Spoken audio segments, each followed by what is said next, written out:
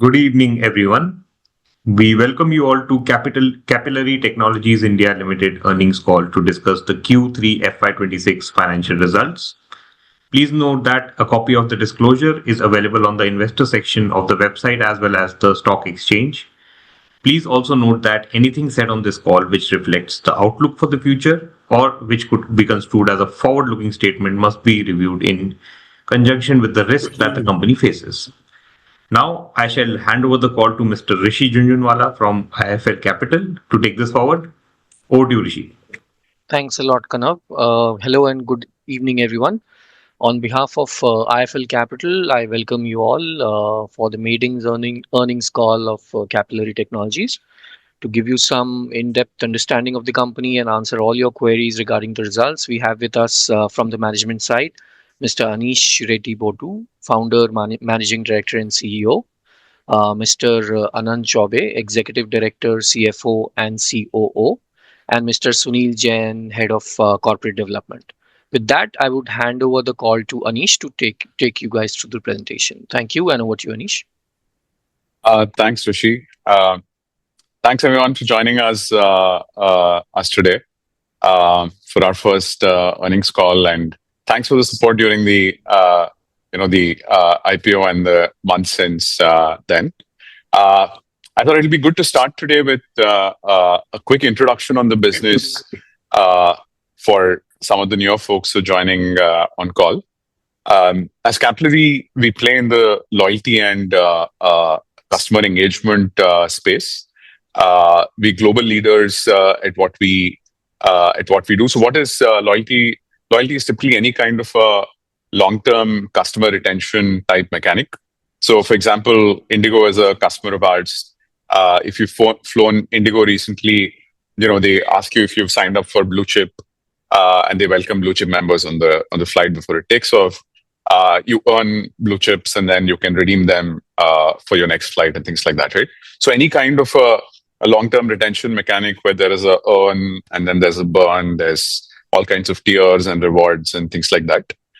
That's typically loyalty, and what we have is a platform that helps large enterprises globally run their loyalty programs. It's a fully cloud-native solution, a lot of AI in the stack there. The way we monetize is it's long-term subscription contracts, usually 3, 5, 7 years annual subscriptions that customers sign up for, and typically linked to number of customers on the platform, or number of members in the loyalty program, or number of loyalty transactions that are coming to us. Right, so we're fairly well regarded by all analysts in the space, whether it's a Forrester, a Gartner, or Everest, or any of them. Some clients that might, for good recall, are Artibula Group, Abbott, ASICS, Metro, Cash and Carry. Some of these are global. Abbott and Metro are Abbott is across 15 countries. Metro is across Europe. Right. So, in terms of presence of the company, we today work with about 410 brands, about 115 odd customers. 20 of them are Fortune 500 customers. Lots of scale on the platform, about 1.8 billion consumer profiles on the platform for the customers that work for us. Very, very high uptime, 5 nines. It's very enterprise class. Customers across about 47 countries. We totally about 700 folks across 16 global offices.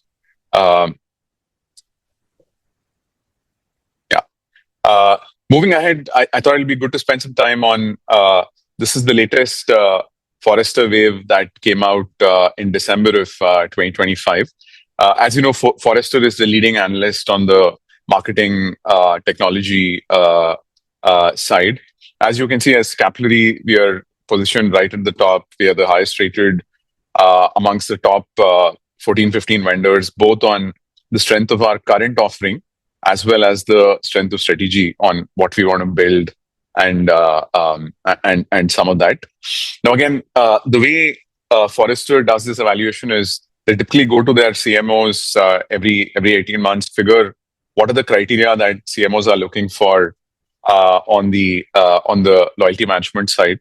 This time they had 27 criteria. Last time they had 28, and in those 27, they typically give you a score of 1, 3, or 5. 3 is if you're at par, 5 is if you're better than market, and if some customer is willing to say that you're actually better than market, and 1 is if you're subpar. So if you look at the ratings this time, for 22 out of the 27 criteria, we had a 5 on 5. What they also talk about in the deeper brief, there's almost a page about us. It's a very detailed report in that sense. They talk about our AI first approach. They talk about our IRA and some of that stuff being way ahead of what the rest of the market is at. They talk about, of course, the 5.9 uptime, very high security and privacy pieces, the enterprise grade tech stack that we have. And finally, I think in terms of customer reviews and stuff, the 5 on 5 score and 22 criteria, as we spoke, is also reflected in what Forrester has put out there. Now, why is this important? So typically, if you're a Fortune 2000 CMO in US or Europe, you typically tend to have a Forrester or a Gartner subscription. And before you want to do anything, you typically go look at the report or call an analyst and tell them, yeah, look, we think of reviving our getting to a new platform or changing something on loyalty. Who should we talk to? So this gives you a direct access into some of these very large enterprise conversations, right? So moving forward, just a minute on the products and what we do. We basically help brands stay connected with their customers, have a long-term loyalty and retention mechanic. In short, we help them stay consumer ready, and as the consumer goes through their journeys. So our main product is the loyalty stack. A good majority of our revenues come from the loyalty stack. This is where we're best of breed, right? As you saw on the Forrester wave. The rest of the products, Engage, Insights, and Rewards, are more extensions of the loyalty stack. Typically, customers buy a loyalty product and then they buy these as additional products, adds to our net retention rate, adds to our stickiness. And finally, we have AI product which runs across all our products. It's we call it IRA, short for AI-powered research assistant. Helps you do a bunch of things. I'll cover a little bit more about that in a slide ahead. What we tend to do is our product also acts as like the single source of truth for a lot of the customer data, right? So we end up integrating with all the various parts of wherever there's a customer touch point. It could be a POS, it could be an e-commerce, it could be mobile apps, a lot of kiosks if you're a QSR type play, etc. Wherever this customer data, could be customer NPS, and get all of that data in one place, right? So that's one part of the use case. Although we don't monetize the CDP as much, it's just the base platform on which the whole product is based. That's on product. Moving forward, we spoke about this part in our RHP and DRHP filing. I just wanted to very quickly touch on what drives growth and what drives profitability for us. There's really 3 axes of growth for the business. The first and the most profitable one is net retention rate. So which is how much are our existing customers expanding on the platform. So if you take the recent results, our NRR for the entire business has been 111%. If you look at, again, the split of this 111, 115, just the organic customers, which is customers who are on the Capillary platform and not on platforms where we've acquired and we're migrating them over. That set is today at 115% organic expansion. Again, how does that organic expansion come? Really, three levers. The first is platform overages. You use more than what you've been put in the contract for. You pay us additionally per transaction or per member. There's an inflationary clause where every year you pay us a few percentage points more on the base fee itself. That's the first NRR expansion piece. The second is typically customers start with a certain version of the loyalty platform and keep upgrading as they need more, or they end up buying the Engage stack or the Insight stack or IRA or something, right? So that's the second. Third is, as you saw, a lot of our customers are large conglomerates or large multinationals, and they tend to take us from one country to the next. Or if we're working with X number of brands, they add one more brand, and that's the category third of our expansion. We've seen good organic NRR. On the inorganic NRR, what typically happens is as we migrate customers from what we have bought, the platform we've bought onto our platform, we tend to give them a discount, or some of them decide not to migrate. So that's the 96% NRR. But what this also leads to is as they migrate, it improves margins, right? So which is the intent of doing this. The second axis of growth for us is new customer wins. So through the first 9 months, we've added 12 customers. We've added 3 in the last quarter. So if you look at new order book, in that sense, we've added 66 crores of new order book over the 9-month period. That compares to about 53 in the same period last year. So there's a good growth on the new order book side as well. The third axis of growth is the M&A machine. Again, to remind everyone, we buy competitors out. So basically, why do we do this? A lot of the very large enterprises already have some kind of a provider or a platform that they use. And it's a very sticky product because, like I showed you earlier, there are many integrations. We are very, on an average, there's about 9 integrations in a customer. And hence, even if they want to move to a better product, there's sometimes this question of, is it worth changing all those integrations? So what we've done is we say, let's go buy some of these competitors at a 1/2 to 1.5 times revenue and migrate those customers over ourselves. So we take the task of migrating them over. And that's been a very good growth engine. We did our 4th acquisition this year in Cognitive back in May. We also have a couple of other letters of intent on the M&A side that we are in the market right now. Right, so that's the third axis of growth. Moving to profitability, again, 3 big levers for profitability for us. The first is NRR-linked margin expansion. So as our existing customers grow, their cost doesn't grow as much. Right, so the gross margins really. So if you look at even this through the first 9 months, we've had about a 1.5% increase in gross margins in the business. The second axis of growth for us is about 60% of our costs are not linked to revenue. Right, so this is technology costs, sales and marketing, corporate costs, which sit below the gross margin. Now, and these don't grow at the pace of revenue.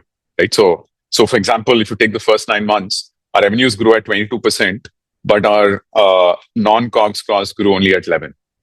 Right, so there's leverage in that business so as we keep scaling, this part, the 60% of our costs will not grow at the same pace as our revenue does. Right, so the third axis of growth for us is, like I said, migrating customers that we've bought through the M&A over to our platform. Why do we do this? Really, two reasons. First is most of these companies that we buy typically tend to be low margin services heavy companies at typically a 30% type gross margin, while the Capillary platform is more at 69, 70% gross margin. So you directly see a good gross margin bump when you migrate. The second is the below gross margin costs, because it's a common tech platform, etc. Also, as you sunset those platforms, you tend to see some leverage come out there.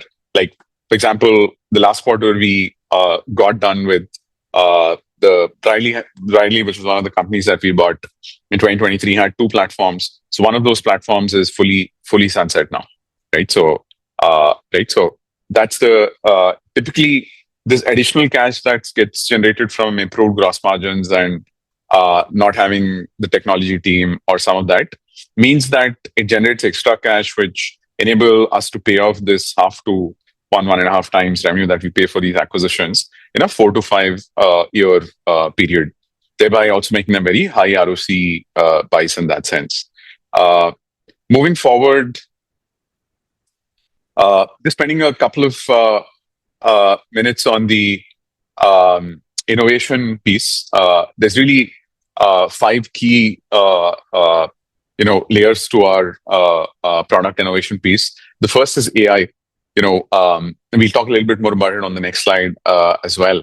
I think we've one of the most advanced AI users on the platform. A lot of agentic as well as machine learning type use cases for forecasting, etc., that are there in the platform. What we've also done very nicely, moving to the second one, is we've said why do you need UIs in a platform, right? So we'll show you some of that. So a lot of the IRA stuff is actually very conversational. So instead of learning our platform, a lot of no code workflows, just type in simple English analytics questions or run this campaign for me and the platform will go do it. Right. So that's the second part. The third is more and more we're seeing that, especially the newer generation of consumers want to go beyond points and coupons and things like that. So much more experience-based badges, streaks, milestones, things like that, which is more gamification-led stuff. That's a good part of why we win a lot of new customers from old agencies, clunky tech stacks, which are not able to keep up with some of this.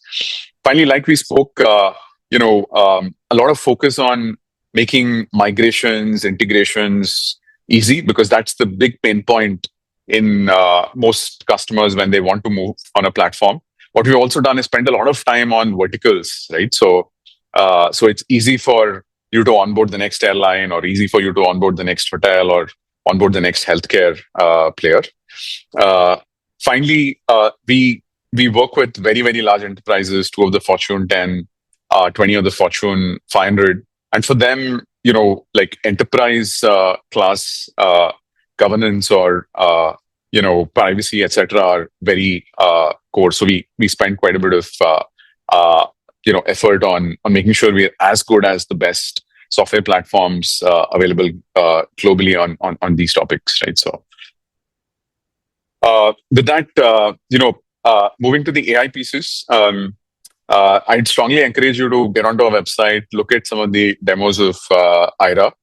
What we've basically done is, there's the workflow pieces and the, I would say, the intelligence pieces that are really getting turbocharged with what AI is doing.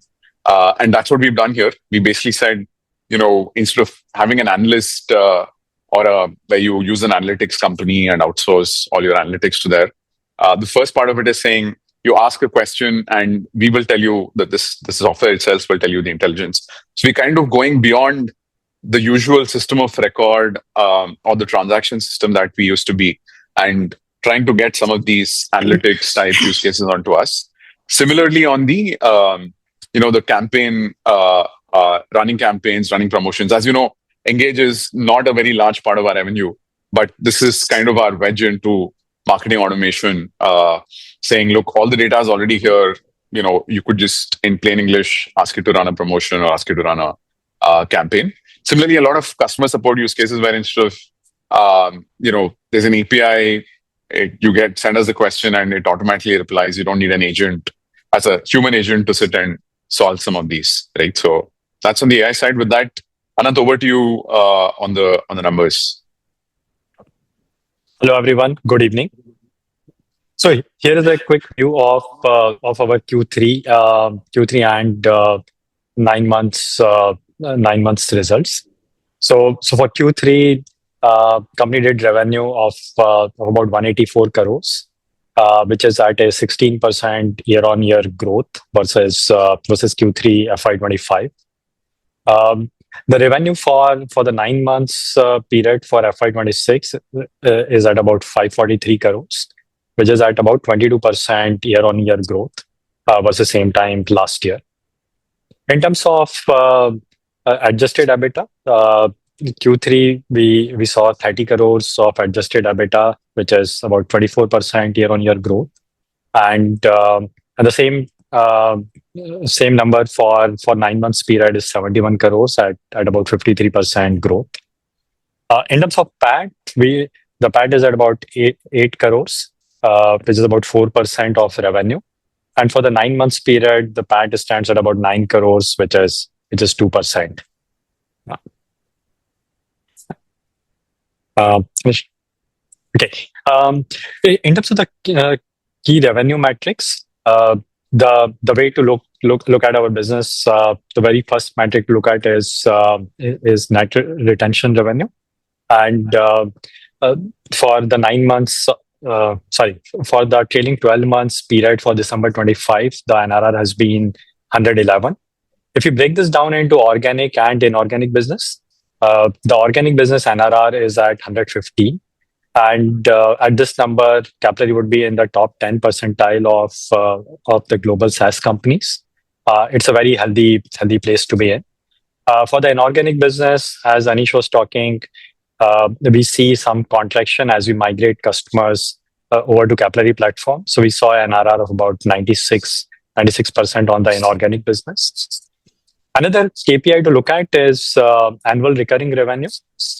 Given we sign long-term recurring contracts with the customers, the trajectory for the business becomes very visible by ARR.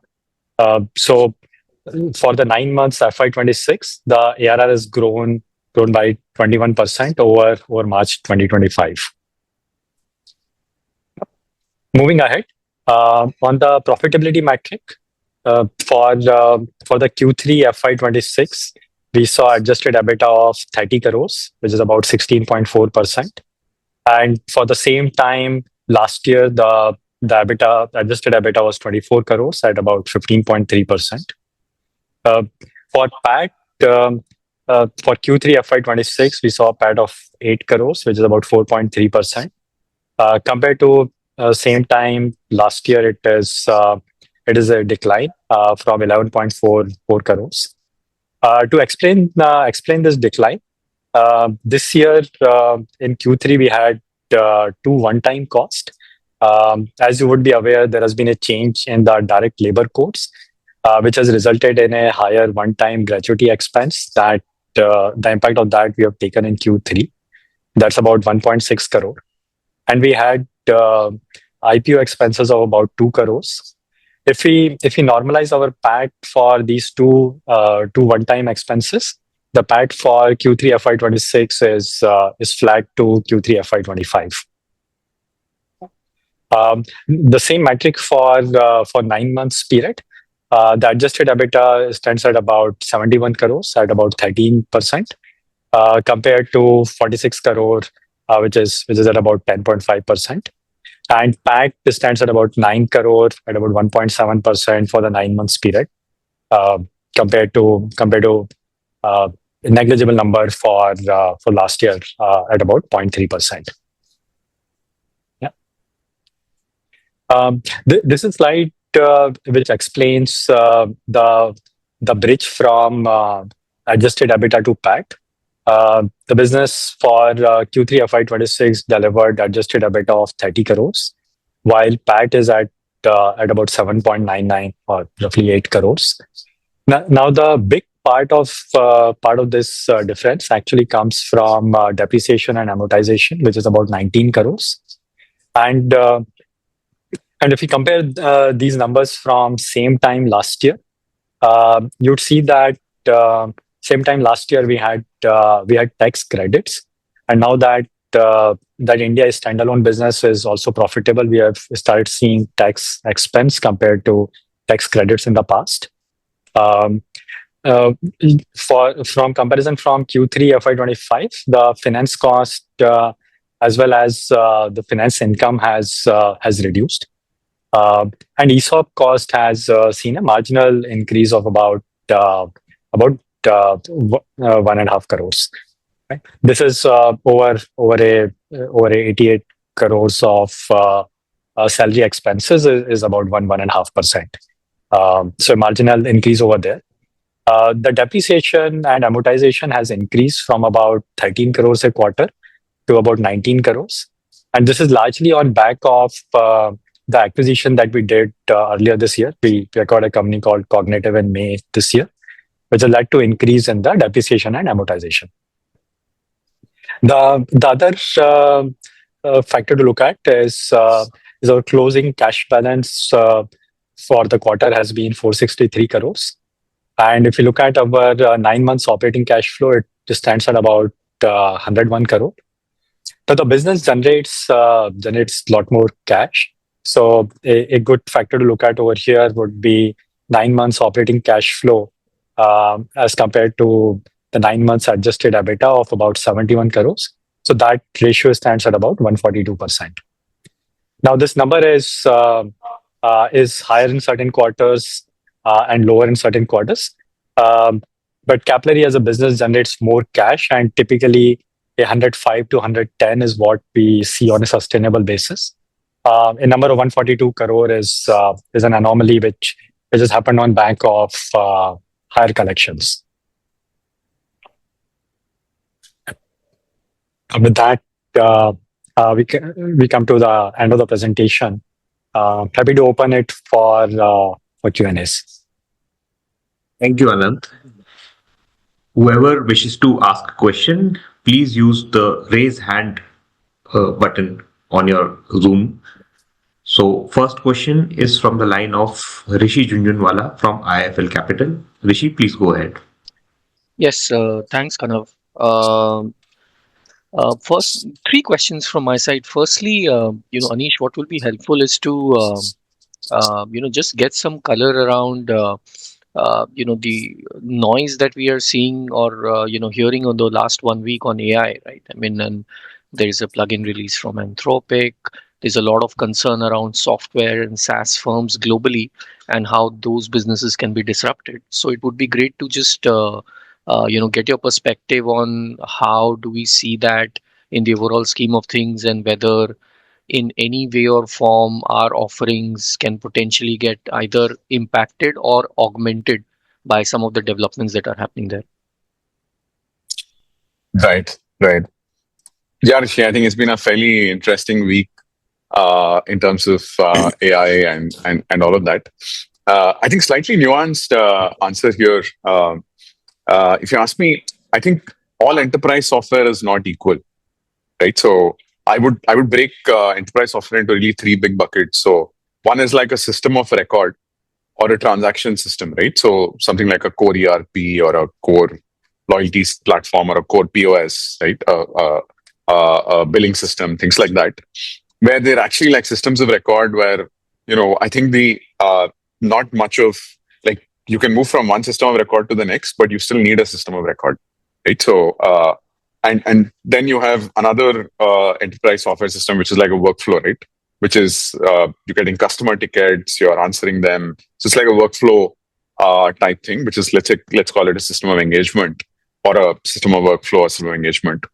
And third is a system of intelligence, right? Which is like all kinds of analytics softwares or things like, a Snowflake, Databricks, etc., where the primary use case is to say, look, I will do my analytics on top of it. I'll do my intelligence on top of it. And what's happening with AI is really, I think the second bucket, which is the system of engagement and the system of intelligence, are definitely seeing are seeing radical change, right? Now, and as you can see in a system of workflow, humans are getting replaced with agents. Similarly in a system of intelligence, again, if there's someone working on data and pulling it out and doing some analytics, etc., that's again getting replaced by agents, right? So in our case, we tend to be more a system of record and a system of, we're a transaction system in that sense, right? So we sit a little bit away, but it provides us an opportunity to enter into these two other spaces, which is the system of engagement and the system of intelligence, which is where we are kind of focusing our IRA stuff on, saying, look, instead of a customer going to usually having an analytics agency or having analysts pulling out reports, why can't IRA do it? Or instead of having someone to run your campaigns for you, just plain simple English, why can't IRA run it, right? So that's the approach we've taken. So I feel we are fairly isolated from what's happening there. In fact, some of our more recent wins in the US, which have been from agencies, customers who used to use a agency, like I don't want to name any agencies, but and moving over to us, have been because our AI stuff ensures that they don't need as many delivery people, they don't need as many analytics folks, right? And most of these agencies build for analytics people and delivery people, which is the advantage. The second thing on us is, look, I think also the change on the AI side is happening faster in the SMB, in the small and medium business space than in the enterprise space. Because in enterprise, there's inherently a lot of integrations, a lot of complexity, a lot of corner cases, which are not easy to replace, right? So again, as you know, 97% of our revenues come from very large enterprise customers. We kind of, I'd say, in a better position there. And finally, where we're seeing most amount of disruption on the AI side is if you have a seat-based pricing, right? That you have a call center and there are 50 call center agents, and my pricing is, or you have sales guys and my pricing is like $65 per salesperson, right? Like a CRM-ish type use case. In our case, our pricing, as I said, is linked to number of transactions or number of customers or number of members, right? So slightly more outcome linked, and that's that again insulates us from any of these seed-based pricing shocks that you're now seeing in a lot of these seed-based pricing types software players, right? Also, we believe that, unlike what came up with Anthropic and the Claude work, the Claude coworker, where it was a very broad use case around legal or a very broad use case around accounting or investment analysis, loyalty is very niche, right? So I think there's also a lot of very proprietary data that ends up getting generated in a loyalty stack. So I feel we are fairly insulated from, in that sense as well. I hope I answered your question on that, Rishi. Yes, thanks, Anish. The second question is on, again, another concern or noise around what is happening in US healthcare payer space. There have been announcement around lack of increase in rates. Some payer companies are facing a lot of pressure in terms of profitability, and that is reflected in the stock prices. Given that, you also cater to one of the large, US healthcare payer, and that's one of the top 5 clients for you. Can you give some color in terms of if that impacts you at all, and how do we think about growth in that account as well as top 5 in the coming year? Right. So I think that's a great question, Rishi. So first of all, we don't have any exposure to the Medicare and the Medicaid books of business, right? So what we do is more for the direct payer, which is the employer. or for a insurance type use case, right? And hence we have not seen the impact of what's happening on the Medicaid side.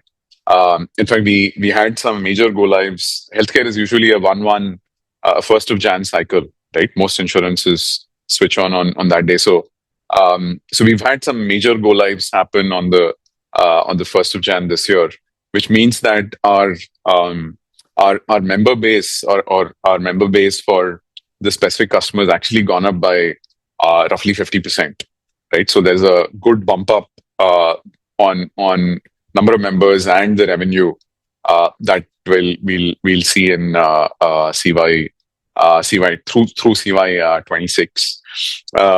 We similarly, I think our NRR motions are in a pretty good place. So hopefully you will see good NRR playing out on the organic platform side, even through the coming years.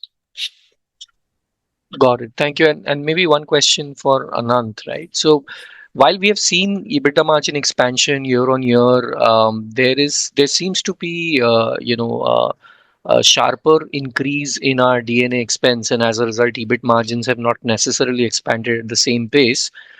Can you elaborate how much of that is driven by amortizable intangibles coming from acquisition versus tech and other costs that we generally capitalize? I think that's a great question. Our DNA for as in if I compare this from Q3 last year versus Q3 this year has gone from about 13 crores to about 19 crores. Majority of this increase is actually coming in from the acquisition that we did in May this year. We acquired a company called Cognitive, and that's those acquisitions basically then lead to higher DNA. And given the acquisitive nature of the business, that's what we have continued to see in the business. The majority of it is coming from Cognitive. Got it. Thank you. Done all. Thank you. Whoever wishes to ask a question, they can use the raise hand button on their Zoom app. So the next question is from the line of Srinivasu K. Srinivasu, you can unmute yourself and ask your question, and also tell us your organization name.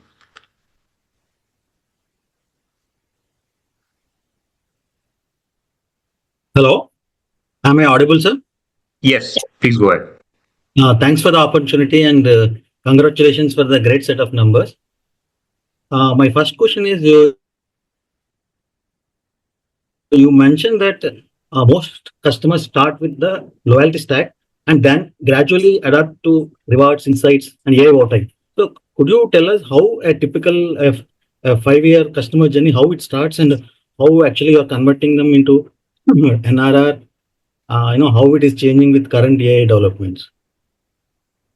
Right. That's a great question again. So typically, Srinivasu, most of our customers are these very large Fortune 2000 type companies. So they tend to run an RFP.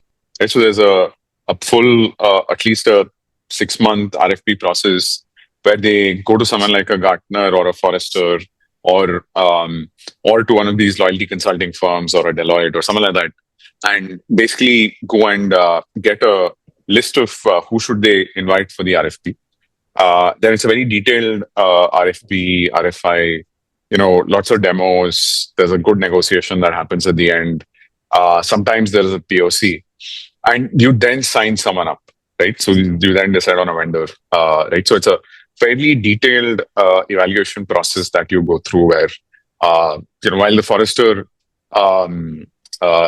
wave acts as this thing of saying what are the features they should test you on, people have their own requirements. So there's a very deep.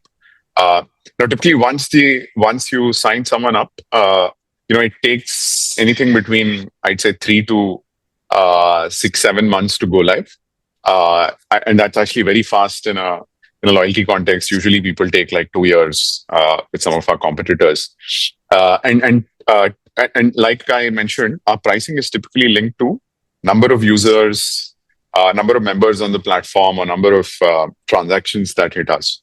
Right, so So when you go live, you typically launch the program, and so the number of members that are on the platform keep increasing every year, right? Or the number of transactions that keep coming to us keep growing at about 3, 4, 5% every year, right? So that's the first set of NRR increase that you see between year 1 and year 2. That then what typically happens is customers launch a program, then they say, look, we want to do badges, we want to do rewards, we want to do like a journey for our customers, or we want to use the Engage stack or some of that, right? So that's the second axis, right? So usually, again, this would typically happen an year down, and we had some good examples in the DRHP, RHP about customers who have grown significantly with us over the years. So if you look at our numbers, we've over the last many years demonstrated a 115% to 121% type NRR delivery on the system, right? So with AI, what's happening is it's getting us into like we've never done like analytics. Insights is more a dashboarding tool that we have, but we've never done like analysis on a specific problem that you have, right? So with Aira, I think we're able to get into that. We've seen some of our very large customers really love what they're able to do with Aira. So we're quite excited about that. Similarly, in quite a few cases, our customers have like a third party who uses our software to run their campaigns and things like that, right? So we're seeing some use cases there where you might not need as many people to run campaigns, and like you'll hear a lot that people use SAP for a large enterprise, right? So you have delivery people using similarly, we have people using our software. So some of that is also an opportunity for us, really tapping into this salary TAM for workflow and intelligence in some senses. Hopefully that will play into the NRR over the next few years. I hope I could answer that for you. Yeah, thanks for answering that. My next question is, your Forrester Web reports says highest on both current offerings as well as strategy. So is it actually translating to win more deals against global majors? I think this year we've had like I said, our new order book has gone up from 53 crores to like 66 crores in the same period of the 9 months. So unlike a lot of the other folks where you're hearing about, like new business slowing down, we are not seeing that as much. So there's definitely a positive impact of leads and some of these conversations that we're seeing. And traditionally, Forrester is a really top of the class analyst, and a lot of the very large Fortune 50, 100, 500 customers take them very, very seriously, right? So it'll definitely help. Thank you. And my last question is, in your initial remarks, when you talked about your AI capabilities, you said your Aira let clients ask questions, even it can handle support. So that effectively actually taking over a lot of what agencies used to do, right? So can you share how much of your current install base is actively using this AI kind of workflows, and do you intend to monetize this separately, or is it actually planning to upsell to the existing customers? So we will obviously monetize this actively, but we'll stay in the loyalty space only, right? I mean, the idea is not to monetize any of this outside. Today, as you can understand, AI is fast developing. So a lot of these are, and we've taken the approach with Aira to say we will first give the first 3 months as a free pilot.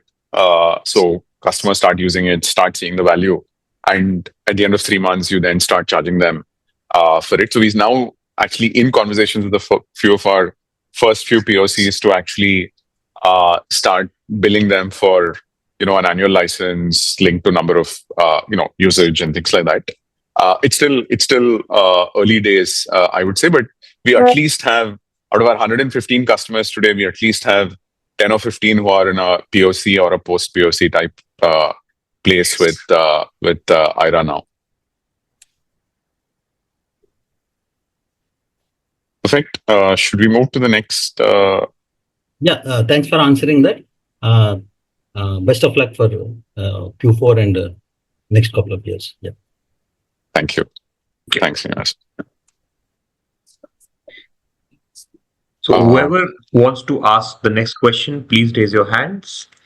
The next question is from the line of Hiral Sangvi. Please tell us your organization name and go ahead.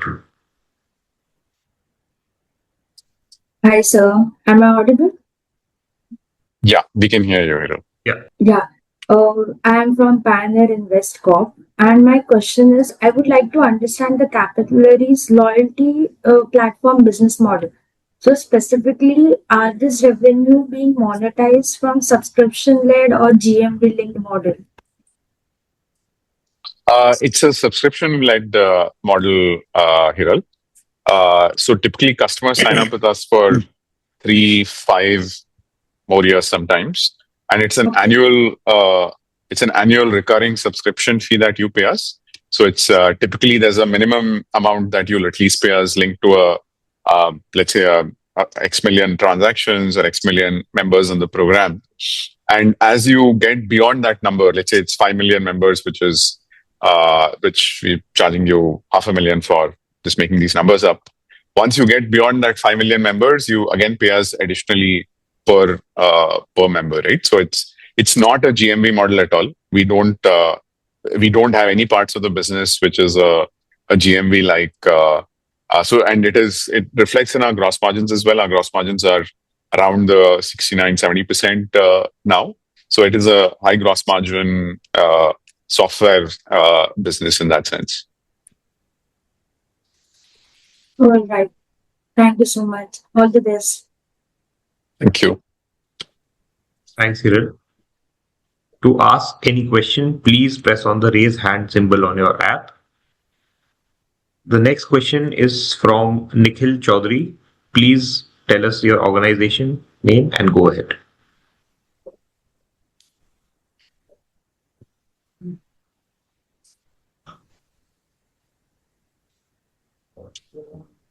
Hello. Yeah, please go ahead. Yeah, am I audible? Yes. Yeah. Thank you so much for giving me the opportunity. So I actually had a follow-on to probably the first participant's question where you answered that we are actually a system of record. So I just wanted to understand what if an enterprise actually adopts maybe an cloud style agents inside their CRM or data with actually the direct access to the customer history which we actually have. So what actually must retain with actually us so as to remain the system of record? Like I'm just trying to understand how are we a system of record, because I used to always understand system of record actually is usually where probably there is a like say payroll or probably maybe a accounting a transaction where probably an audit is essential. So just wanted to understand how are we a system of record here? Perfect. So Nikhil, the entire ledger for all the earn and burn, right? How many points you earned, how many points you've redeemed, how many have expired, how many promotion points, bonus points. Just making an example, that entire ledger, like a bank, ends up sitting on our side. So, and that's typically how you would look at and not only this, even for the customer data, like I said, for a lot of our customers, we end up integrating into their various customer touch points. And even the customer profile, like we spoke about those 1.8 billion consumer profiles, other than probably 1 out of the 115 in everyone else, that customer profile also is kind of built on us and sits with us, right? So, that's the that's typically how you would look at a system of record, like, right? So that's yeah. Did I answer that for you? Yeah, so I'm just trying to visualize because all this is actually new for us. Also, we are also trying to comprehend. So because while you came with an IPO, I understood that probably you are a very like difficult. The switching cost in our business is very high.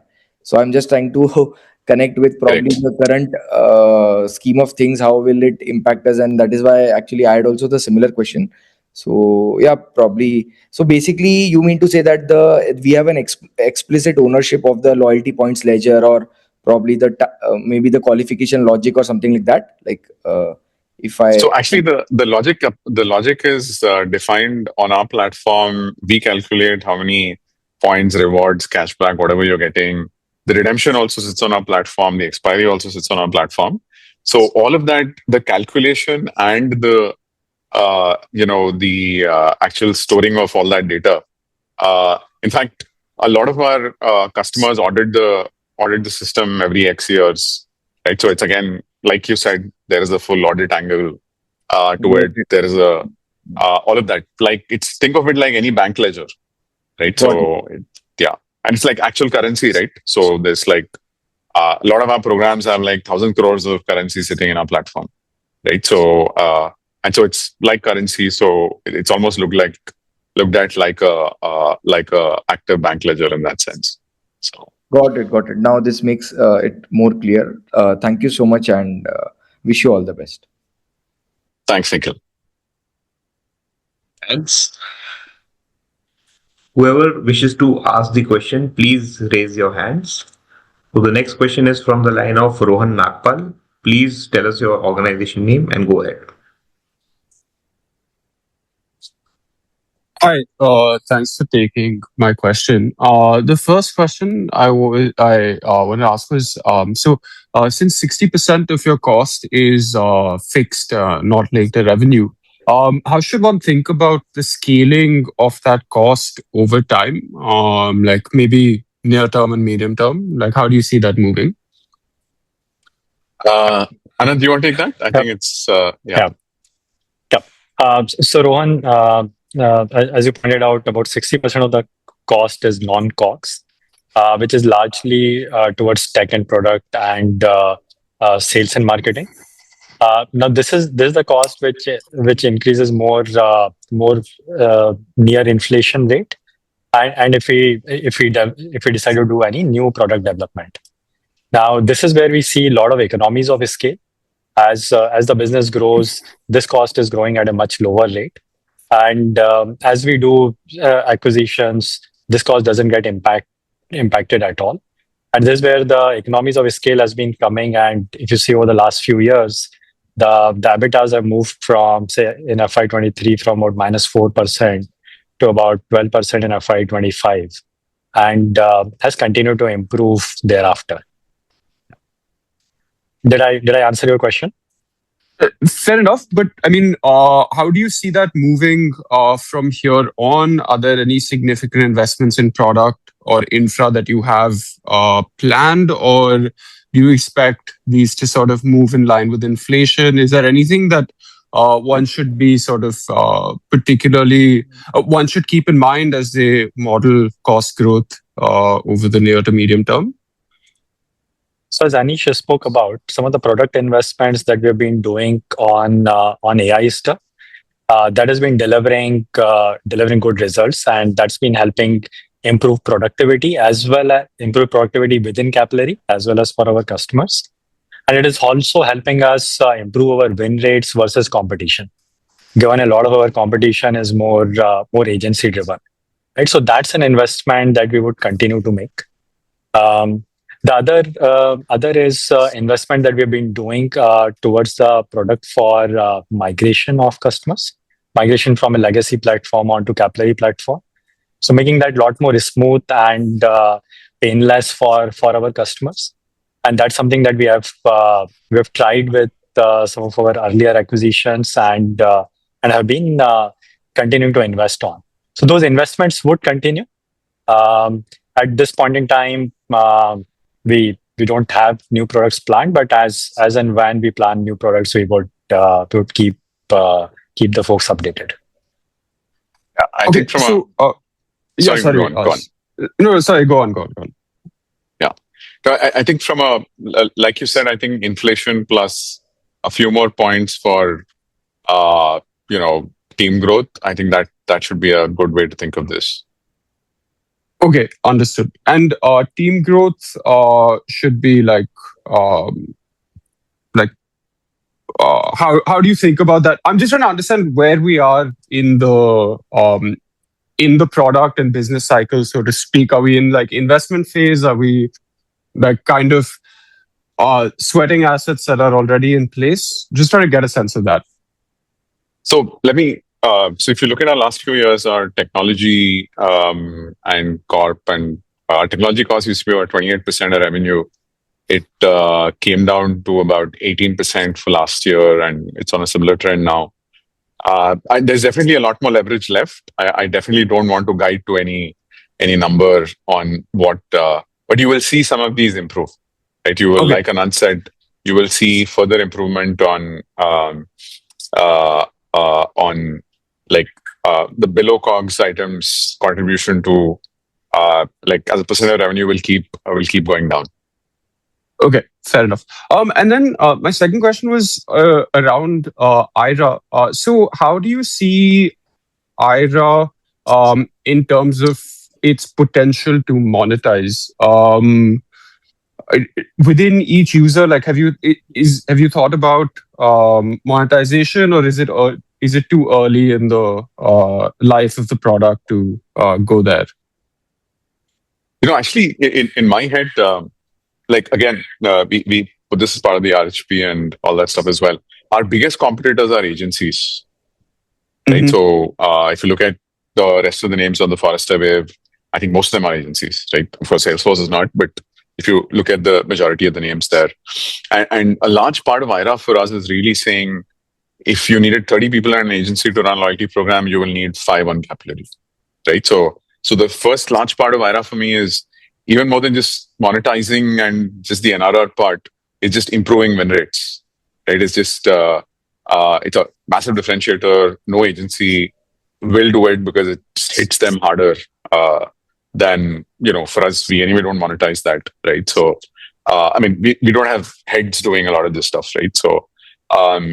So for me, at least when we think of the product, it's we believe that IRA is a force multiplier on improving our win rates, which is kind of what we're seeing, at least in the US right now.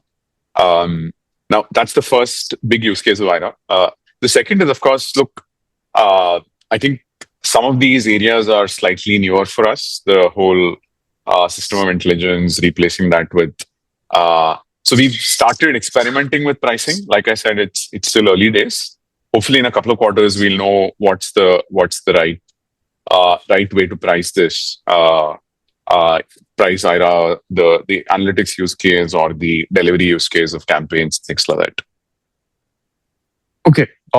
So I just want to check my understanding of this. So right now, it's more of a helps us get a foot in the door proposition as opposed to a helps us nudge NRR higher. Is that fair? So I think it's already proven its value in the first part, which is helping us win more, right? So I won't say foot in the door because you're already in the RFP, and that's when people love what they see.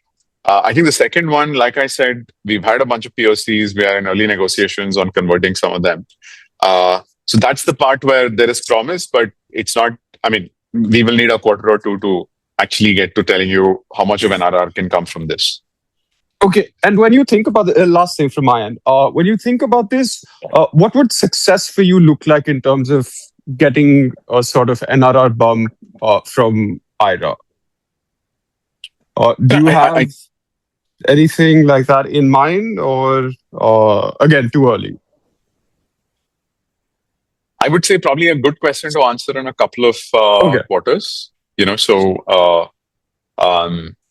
because it's slightly an adjacent TAM which we are dipping into.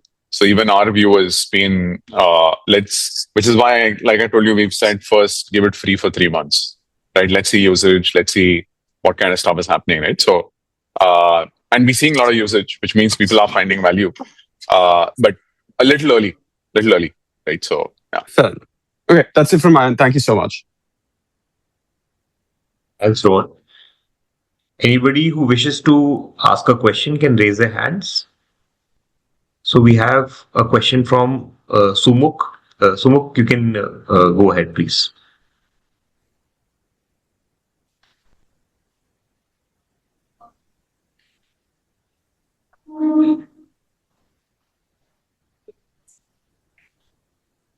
Sumuk, you need to unmute yourself and go ahead.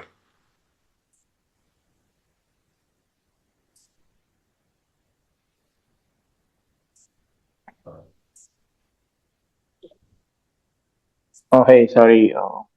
Uh, can you guys hear me now? Yeah, please go ahead. Sir, you mentioned about agencies and they are your competitors. So, can you please explain how are they different from what you guys do? Because I'm new to this industry, so wanted some understanding on that. Yeah, let me just take you to the Forrester Wave. Perfect.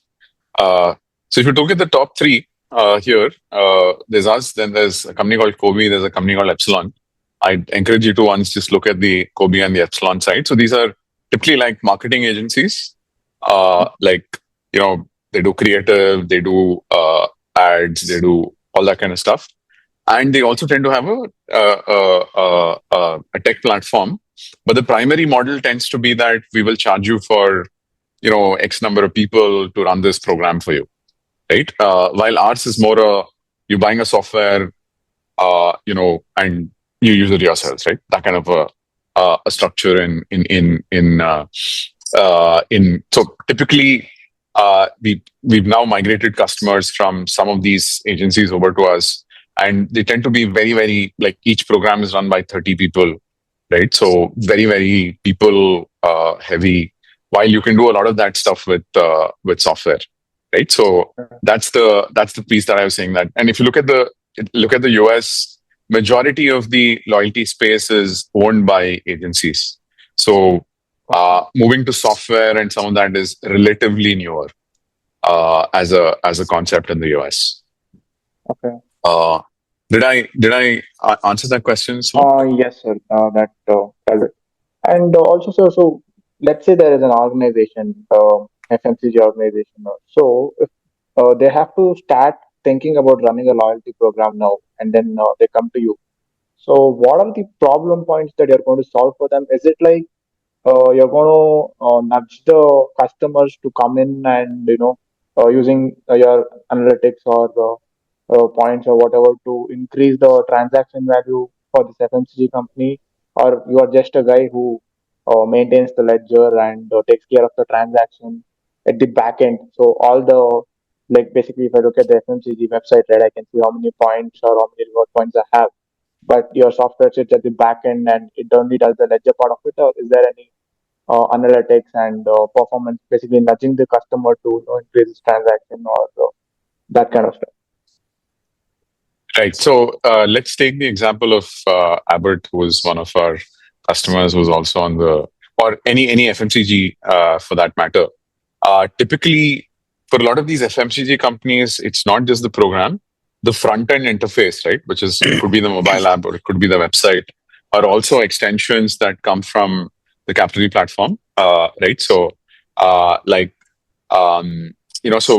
in these cases, it would be it would be basically helping them come up with the tech platform, which then the front end interface, etc., like a mobile app, where where the customers can first download it, scan a QR code or scan a receipt, earn points or earn rewards, etc. Similarly, what we'll also do for a lot of these is you would have some kind of redemption mechanism, like where they could redeem those points for a movie ticket, or they could redeem those points for, in some cases, we run these programs for painters where, you could pay your phone bill with it, things like that, right? So the entire stack ends up coming from there. Now, what we allow a lot of the FMCG or these kind of companies to do is also retarget those customers, saying, look, you like whatever, buy, I don't know, 10 tins of paint this month, and here's the additional reward that unlocks for you, right? So there's some amount of targeting, some amount of stuff that you can do on the platform, right? So in a FMC use case, it's also the front end, which is that's in that vertical. Typically, you don't have a customer. It's not like you don't have a retail store or you don't have a e-commerce website, right? So which is where some of these interfaces also end up coming from our platform. Yeah. Okay, so this is like a standalone app outside the main FMCG app. exclusively for rewards and redeeming points, etc.? In a lot of use cases, it's the only use case that the FMCG has, Okay. right? So, like the Albert apps are all essentially run on the Capillary platform across these 15 countries, including in India. So, yeah, like there'll be an app for Pediasure, things like that. Right? If you want more, there's some case studies on our website. You can take a look. Thank you, sir. That's helpful. And all the best for your coming quarter. Thank you. Thank you. We'll take that as the last question. Now I'll hand over to Anish for his closing remarks. Anish, please go ahead. Thanks everyone for joining us today and placing your confidence in us. I'm hoping we can live up to it over the next few quarters. And thanks again. Have a great weekend. Thanks, everyone.